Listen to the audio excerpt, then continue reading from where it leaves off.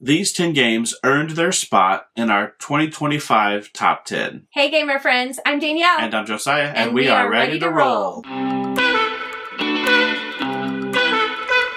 All right, so these are our top 10 games of 2025. Mm-hmm. So what we did was we kind of had to make a combined list because, we don't get to play as many games as some of like the big name people do out there. Right. But we did play quite a few, actually more than I thought. We played 29 2025 games. Right.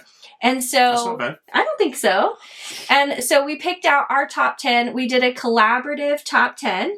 Mm-hmm. So that means that the order may not be either one of our ideal orders, but we kind of compromised and made an order of what we thought were our top 10 games. Yeah. What we did have that was concrete was number 1 and number 2. That's true. Both 1 and 2 on both of our lists was the same. So Yes.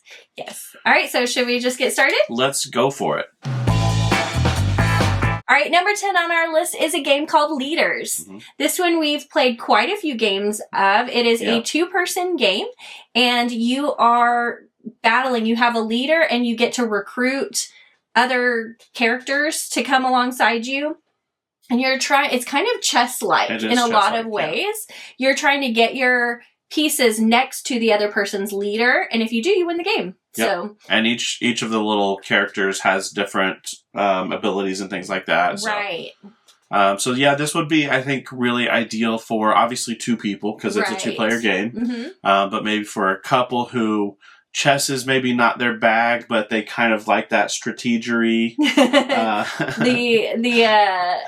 kind of it's a little bit more abstract, but also a dual game. Right. Mm-hmm. Yeah. So I really enjoy this game. There's a lot of strategy that you can actually have, and there's quite a bit of game where it looks like there's not a lot to be had. So. Yes, easy to learn, but hard to master. Is that what those saying? I think that's how it is. Yeah.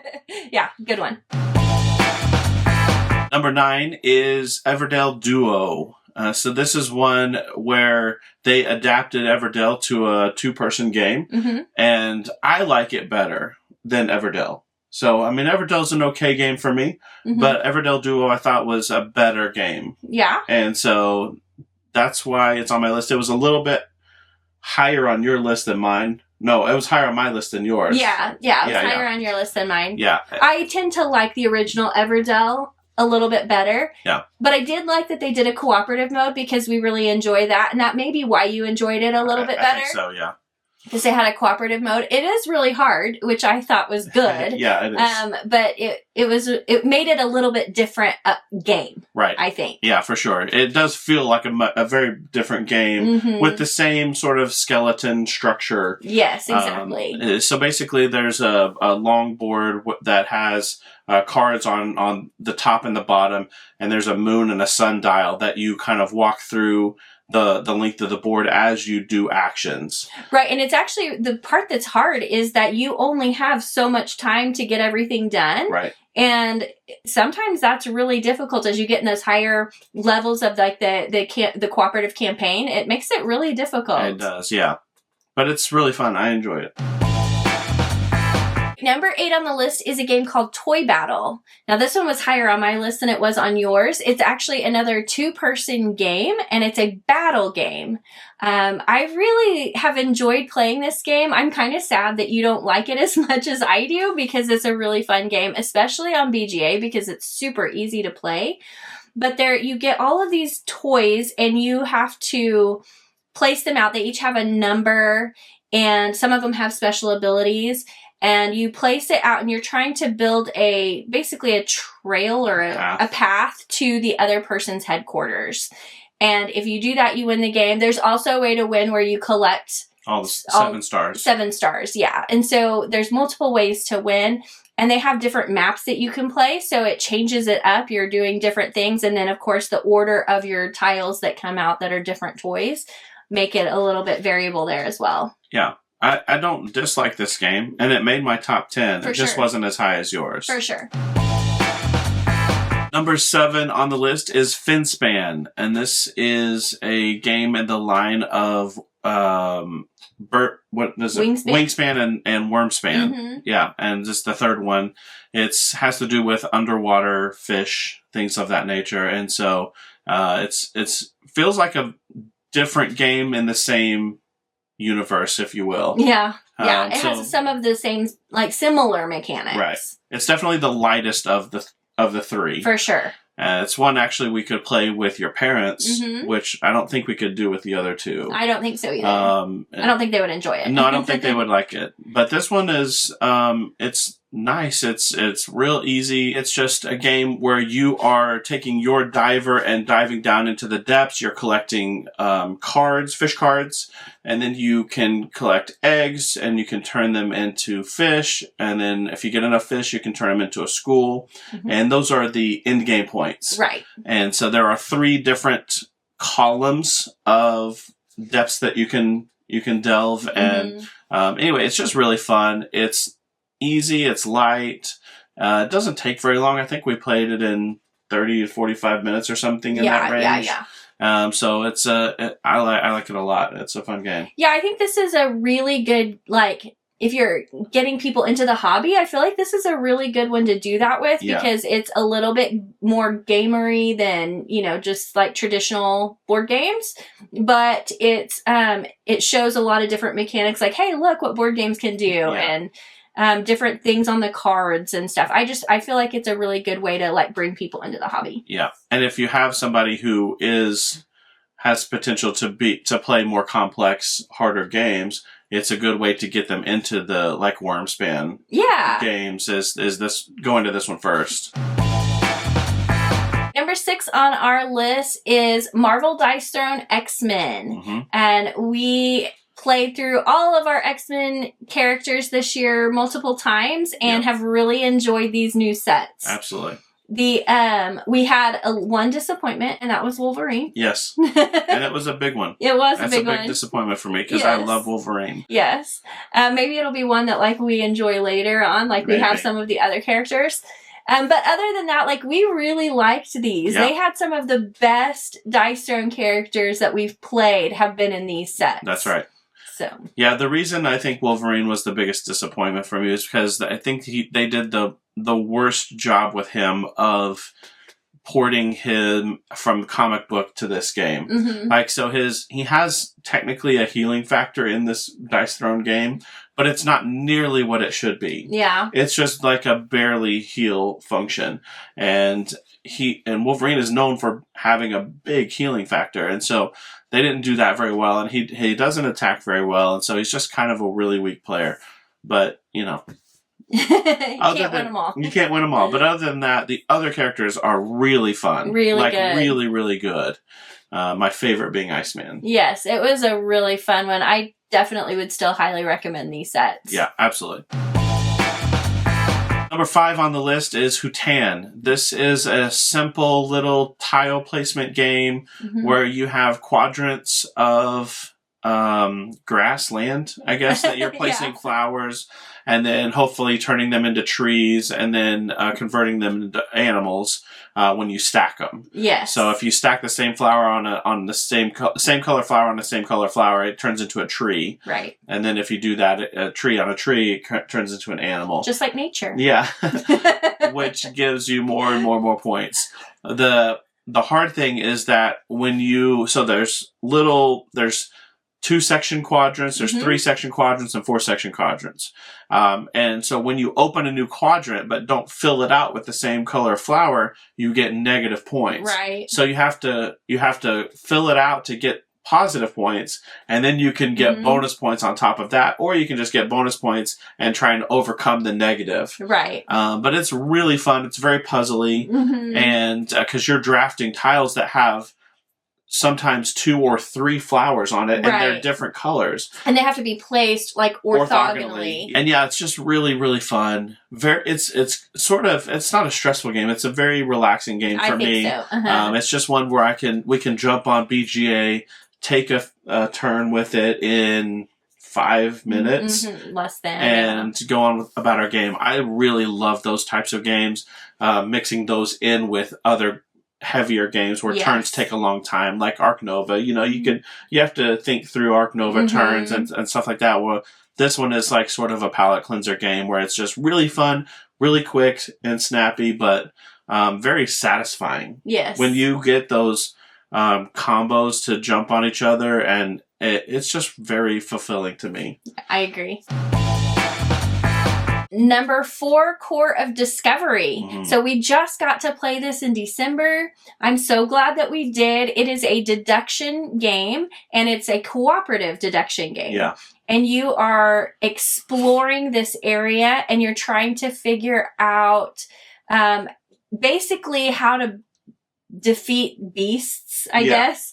There's different scenarios, so you're going to have different things that you're doing in different scenarios, but that's the basic one is you're trying to defeat these, they're monsters? Yeah. But like, minotaurs. Are they minotaurs? Well, yes, they are. In the first one, there's minotaurs. Yes. Okay, Yeah. So you're trying to defeat these monsters, but you have to do certain things to do that. Yeah. There's time that passes very quickly. Very quickly. So you have to try and accomplish some certain goals along the way, all while deducing where everything is in this puzzle. Right. Yeah, and you're uncovering pieces like vine and stone, resources, yes, food. So you uncover a spot and it has whatever resource is underneath it, and there's a key that says if that these are next to these, and if you have one of these, there's 2 things next to it, and so you can kind of like you said, deduce out maybe what's next to it and try and plot your path forward. And so, but it is really fun. It was pretty challenging. It was. It was pretty challenging. I am excited to get this one back out and do a few more of the scenarios. Right. But so far, this is a really good one for 2025. Yeah, I like it. Number 3 is Duel for Cardia. This is a card game where you have a deck of cards. Actually, they're both the same. Both of your decks of cards are the same. You place one out, and the other person places one out, and then you flip them over. That's right. And each card has a special ability, and you're trying to get enough. Is it crowns? Crowns, yes. You have to get like 4. Is it 3 or 4?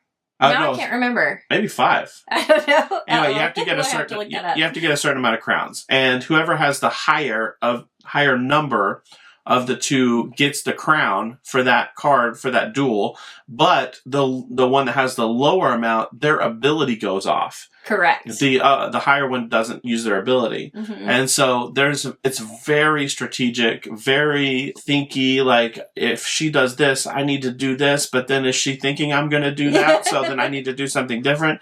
Like there's a lot of that going on. What I really like is sometimes you want to lose the battle, the duel, so that your card is activated so that it will help you in another next round. One. Yeah. So there's some really interesting puzzly elements to the cards on this. A lot of forward thinking that needs to happen with this one, which I'm typically better at. Yes. But you've won more games of this than I have. I know. I don't know why, but don't scare it away. I want to scare it away.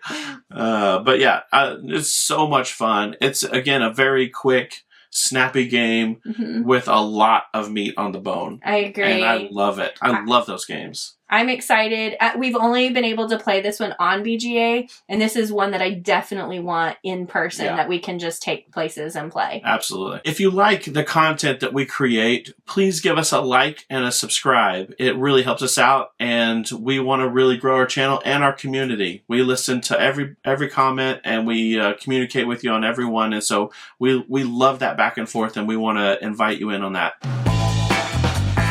All right, number 2 on our list is a game that you've probably heard us talk quite a bit about, and it is Fliptoons. Easily the best card game that we've played of 2025 games. I don't know. I'd have to think about that. Oh, come on. It's not even close. Fliptoons is amazing. I mean, it is amazing, but I mean, that's a lot. Okay, so with Fliptoons, you have a deck of cards that is dealt out, and there's 6 cards on your tableau, and they all have a point system on them and tells you how many points you have to purchase new cards from the market. Right. Or you can use those points to dismiss a card and get rid of it out of your hand. Yeah, and on the market, each card is progressively more expensive based on how good of a card it is, how many points it has. So you're purchasing new cards, and then each round they're shuffled up again and dealt out 6 cards. Yeah.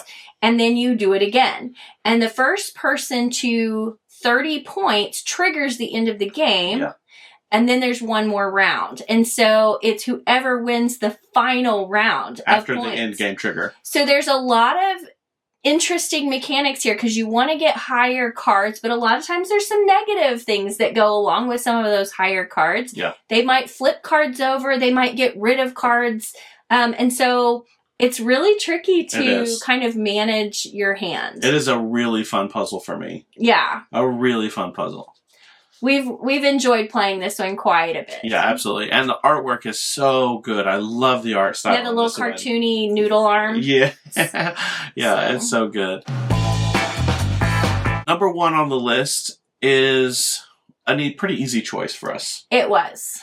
It's Fate of the Fellowship. This one is so good. It's based on the pandemic system in Lord of the Rings world. Mm-hmm. And they did an amazing job at porting the Lord of the Rings universe into this game. Yes. The theming and the lore and all of it is just so rich and so good.